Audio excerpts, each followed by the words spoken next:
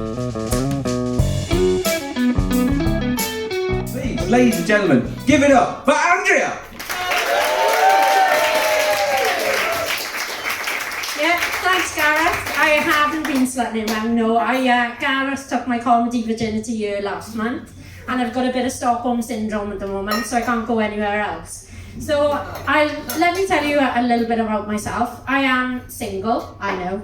I thought it would be sad to deprive the world of this. And I am 50, which is shocking in itself, I know. But last year, after losing a few friends, I decided to sign back up to online dating. Anyone here been on online dating? Yeah? Horrendous, isn't it? It's fucking horrific, honestly. But it's more sort of criminal minds than sort of mastermind, if you would. So my personal favourite has to be Plenty of Fish. So I'm going to give you one or two stories that about my exploits on there. These are true stories now, right? So I'm talking to one guy, and as you can tell by the way I'm dressed, I'm into my hippie shit and my crystals and everything. So I ask him what star sign he is. So it kind of gives you a picture. Sexual preferences, whether they're a bit kinky and a bit weird, or you're going to get tied up, or whether they're quite nice. And also tells me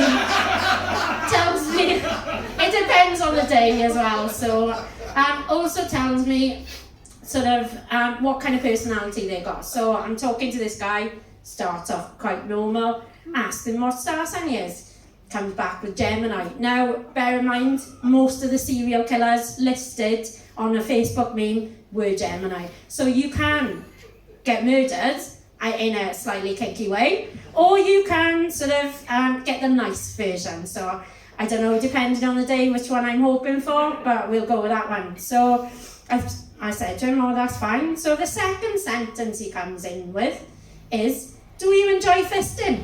Now, there's no foreplay at all. He's gone straight in with the do you enjoy fisting? I would have at least expected a drink. So, yeah, obviously that didn't go well. So we left him there. So they've got some funny ideas about women though. It's like the usual questions like, what are you wearing? And I've got a hoodie and like I've spilled something over my tits, you can't really miss them. I'm sitting there in pyjamas, I'm not dressed up in stockings and suspenders waiting for you. And the thing I met somebody the other night and he's like 5 seconds of foreplay, which felt more like a fucking scratch card marathon than anything else. Honestly, and he said, did you come? And I'm like, yeah, I came to my fucking senses, came to my core. So I'm going to keep it short and sweet, and I'm going to leave you with this last story. Now, they are my sexual experiences, and you know, what better to air them in at a comedy night, so you'll never look at me the same now. So, this last guy, we're talking normally. They all start off quite normal, but it's always the weird ones you remember, obviously. So he said, oh, I caught my mother the other day in the shower, and I thought, bit of traumatizing for you, isn't it? So he said, well, yeah, she dresses a bit slutty anyway, he said, but I caught her, and I said, yeah, that must have been bad. And he kept going on about it, and then I said, are you alright? And he said, well, I had to go and have a wank afterwards. I thought, yeah, that's a bit abnormal. So we keep going, because I got a really dark sense of humour, as you can tell by now, and I want to see how far and weird this guy is going. So he starts sending me pictures of her and her costumes. So she goes out partying, she's a party girl. She's only about 2 years older than me. So if any of you are around about my age, you can remember the Ross Abbott show, where they had Bella Emberg as Blunder Woman. Now this woman was dressed up as Blunder Woman, right? So he's saying, well, she dresses like a tart. I'm like, well, no, she's going out and having a drink. So he says to me, he says, last night, after I went to bed, I'm sure something happened with my mates. And I'm like, I heard noises. And I said, okay.